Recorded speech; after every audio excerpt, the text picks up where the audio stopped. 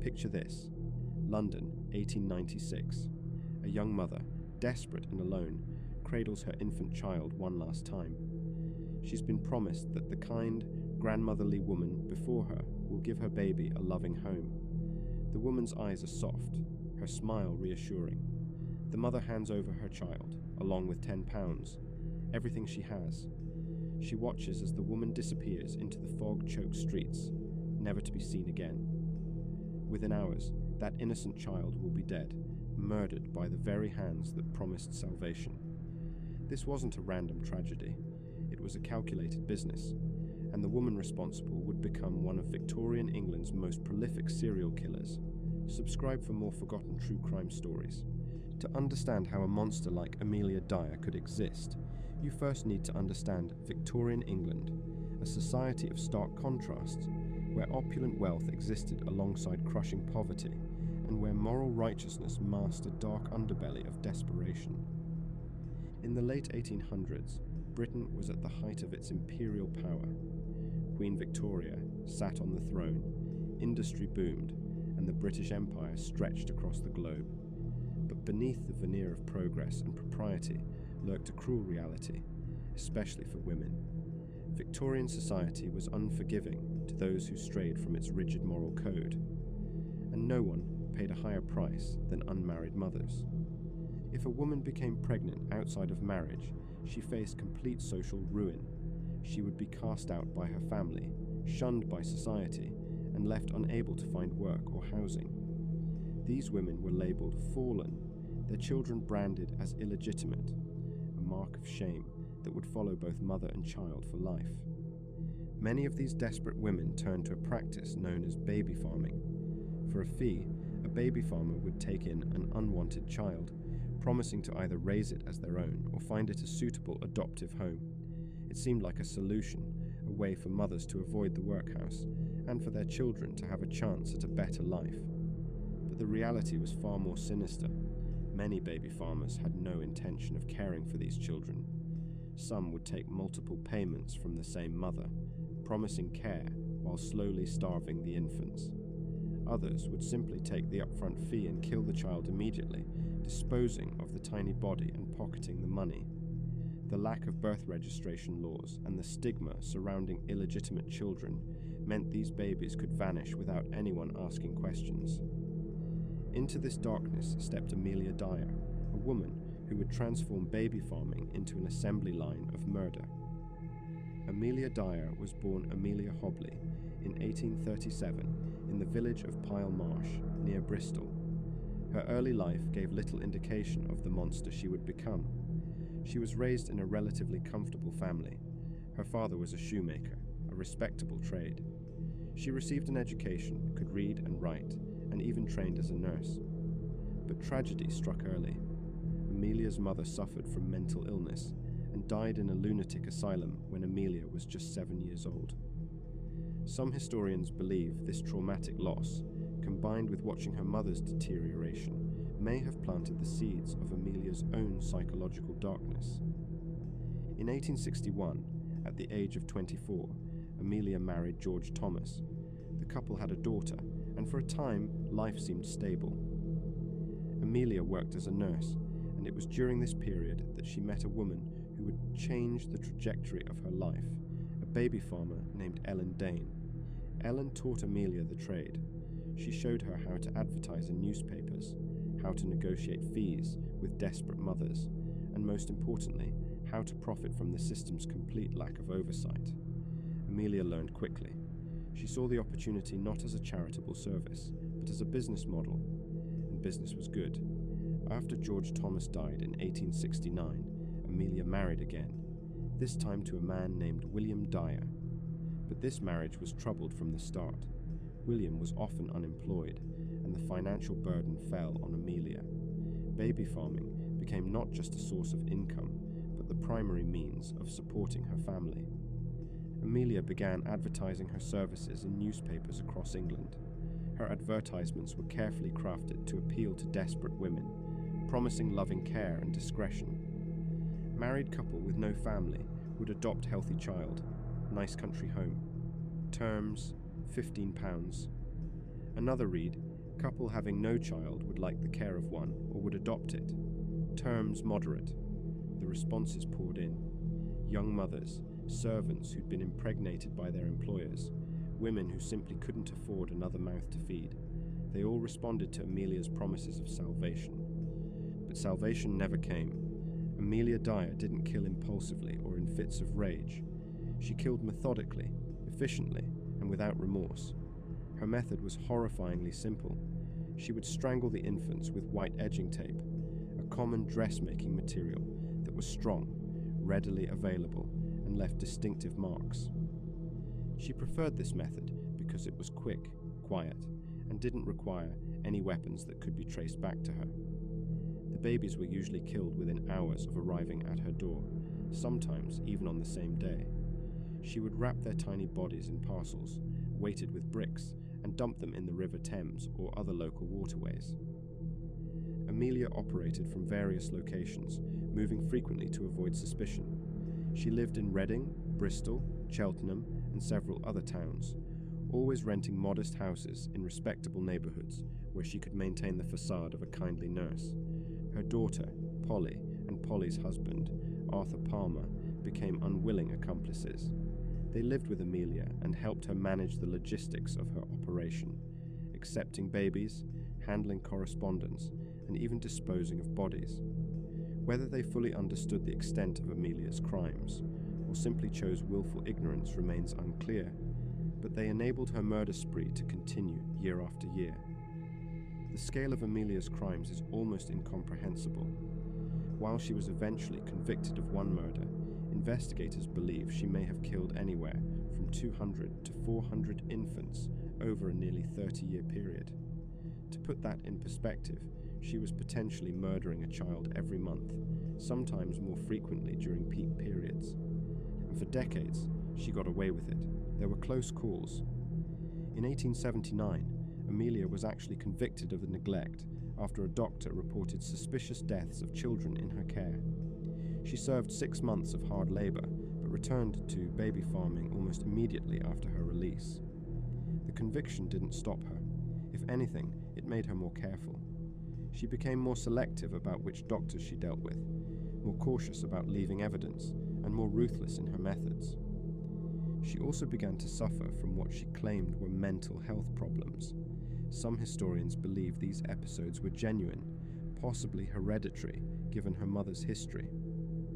Others think Amelia exaggerated or fabricated her symptoms to avoid prosecution, knowing that she could be sent to an asylum instead of prison, an outcome she actively sought on several occasions when the law came too close. But in 1896, Amelia's luck finally ran out. On March 30th, 1896, a bargeman named Charles Humphreys was working on the River Thames near Reading when he noticed something caught against the lock gates. As he pulled it closer, his stomach turned. It was a carpet bag, sodden and heavy. Inside was a parcel, and inside that parcel was the body of a baby girl. The infant had been strangled with white edging tape, which was still wound tightly around her tiny neck. She was wrapped in a napkin that bore a faint but legible name, Mrs. Thomas. The police were immediately called, and Detective Constable Anderson took charge of the investigation. This wasn't the first time babies had been found in the Thames, but the distinctive strangling method and the labelled napkin gave them their first real lead in years. Anderson traced the name to several addresses, eventually discovering that a woman calling herself Mrs. Thomas had recently rented a house in Reading. Neighbours described her as a plump, grandmotherly woman who seemed to have a steady stream of young mothers visiting with babies. As the investigation continued, more bodies surfaced, literally. Within days, another parcel was found in the Thames, containing the body of a baby boy, also strangled with tape. Then another, and another. The press seized on the story, dubbing the discoveries the Reading Baby Murders. Public outrage grew with each tiny corpse pulled from the water. On April 3rd, 1896, just 4 days after the first body was discovered, police arrested Amelia Dyer at her home in Reading. They also arrested her daughter Polly and son-in-law, Arthur Palmer, as accomplices. When police searched Amelia's house, they found evidence that turned their stomachs. There were piles of baby clothes, pawn tickets for infant belongings, and most damning of all, correspondence from desperate mothers, along with telegrams Amelia had sent confirming receipt of their children. One telegram simply read, "Expect to fetch baby on Saturday. Mrs. Harding." The baby referenced in that telegram would never be seen alive again. In Amelia's possession, police found white edging tape identical to that used in the murders, along with bricks similar to those used to weigh down the parcels. The evidence was overwhelming, but perhaps the most chilling discovery was Amelia's confession. After several days of questioning, she wrote a statement admitting to the murders. However, she insisted that her daughter and son-in-law were innocent, claiming they had no knowledge of her crimes. Whether this was true or a mother's final act of protection remains debated. In her confession, Amelia showed no real remorse. She spoke of the murders in practical terms, as if discussing a business transaction gone wrong. She claimed she had been driven to it by financial need and implied that she had done the mothers a favor by relieving them of their burden. It was a glimpse into the mind of a psychopath, someone who could commit unspeakable acts without experiencing the normal human emotions of guilt or empathy. Amelia Dyer's trial began on May 21st, 1896, at the Old Bailey, London's Central Criminal Court. The proceedings lasted only 2 days, remarkably short for a case of such magnitude, but the evidence against her was so overwhelming that little time was needed. She was charged with the murder of 4-month-old Doris Marman, whose body had been the first recovered from the Thames. The prosecution deliberately chose to try her for just one murder, knowing that proving multiple killings would complicate proceedings and potentially allow her defense to claim insanity more effectively. The courtroom was packed. News of the Ogress of Reading, as the press had dubbed her, had gripped the nation. People wanted to see the monster for themselves, to understand how a woman, supposedly blessed with maternal instinct, could commit such heinous crimes. Amelia appeared in court dressed in black, her demeanor calm and seemingly detached.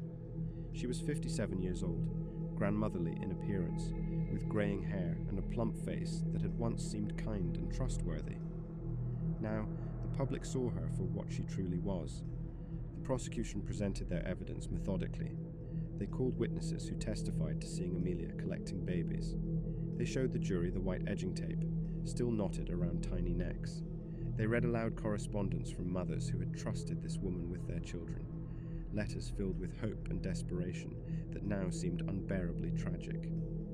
The most heartbreaking testimony came from Evelina Marman, the mother of baby Doris. She described how she had responded to Amelia's advertisement, met with her, and been convinced by her warm manner and promises of a good home. She had paid £10, a fortune for someone of her means, and handed over her precious child. She would never see Doris alive again. Amelia's defense attempted to argue insanity. They pointed to her previous asylum stays and her family history of mental illness. They suggested that she couldn't be held fully responsible for her actions due to diminished mental capacity. But the prosecution countered effectively.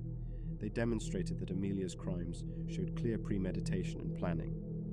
Her careful selection of victims, her methodical disposal of bodies, her conscious efforts to avoid detection, all of these indicated a functioning, calculating mind, not one lost to madness. The jury deliberated for less than 5 minutes. They returned a verdict of guilty. When asked if she had anything to say before sentencing, Amelia remained silent. The judge, Mr. Justice Hawkins, pronounced the sentence of death by hanging. Amelia showed no visible reaction. After her conviction, Amelia Dyer was transferred to Newgate Prison to wait execution. She was held in the condemned cell, a small room where she was watched constantly by warders to prevent suicide. In those final days, Amelia finally seemed to experience something resembling remorse, or at least the appearance of it. She spent time reading the Bible and speaking with the prison chaplain. She wrote letters to her family, expressing regret for the shame she had brought upon them. But even in these final communications, Amelia's focus remained primarily on herself. She worried about her own fate, her own suffering. There was little genuine acknowledgement of the hundreds of innocent lives she had stolen, the mothers she had deceived, the families she had destroyed. Meanwhile, outside the prison walls, public sentiment was fierce. There was no sympathy for the ogress of reading. Newspapers ran sensational stories about her crimes, each more lurid than the last. Some estimates suggested she had killed as many as 400 babies, though the true number will never be known. The case had exposed the dark underbelly of Victorian society, the way it treated unmarried mothers, the complete lack of oversight in childcare, and the ease with which vulnerable infants could simply disappear. There were calls for reform, for laws requiring birth registration, for regulation of adoption and fostering practices. But first, there would be an execution. On the morning of June 10th, 1896, Amelia Dyer was led from her cell to the execution chamber at Newgate Prison. It was a Wednesday, just 3 weeks after her conviction. The execution was carried out by James Billington, one of Britain's most experienced hangmen. Amelia walked to the gallows calmly, showing no resistance. According to witnesses, her last words were, "I have nothing to say." At 9 o'clock in the morning, the trapdoor opened and Amelia Dyer fell to her death. The drop was calculated to break her neck instantly, and by all accounts, death was immediate. She was 57 years old. A black flag was raised above Newgate Prison, signalling to the crowd gathered outside that the execution had been carried out. There was no mourning for Amelia Dyer. The public felt that justice had been served, though many believed that even death was too merciful for someone who had committed such atrocities. Her body was buried in an unmarked grave within the prison grounds, as was customary for executed criminals. There would be no headstone, no memorial, nothing to mark the final resting place of one of Britain's most prolific serial killers. But the story didn't end with Amelia's death. Her daughter Polly and son-in-law Arthur were eventually released, having been judged to have insufficient evidence against them, though suspicion would follow them for the rest of their lives. The mothers who had trusted Amelia with their children were left to live with their grief and guilt, and British society was forced to confront uncomfortable truths about how it treated its most vulnerable members. The Amelia Dyer case sent shockwaves through Victorian England and led to significant legal reforms. The public outcry over how easily babies could disappear prompted the government to take action. In 1897, just a year after Amelia's execution, the Infant Life Protection Act was strengthened. This law required anyone taking in more than one infant for payment to register with local authorities and submit to inspections. It wasn't perfect, enforcement was inconsistent, and loopholes remained, but it was a step toward protecting vulnerable children. The case also contributed to changing attitudes toward illegitimacy and unmarried mothers. While stigma certainly continued well into the 20th century, there was growing recognition that society's harsh treatment of these women created the desperate circumstances that baby farmers exploited. But perhaps the most haunting aspect of the Amelia Dyer case is the question that remains unanswered. How many victims were there really?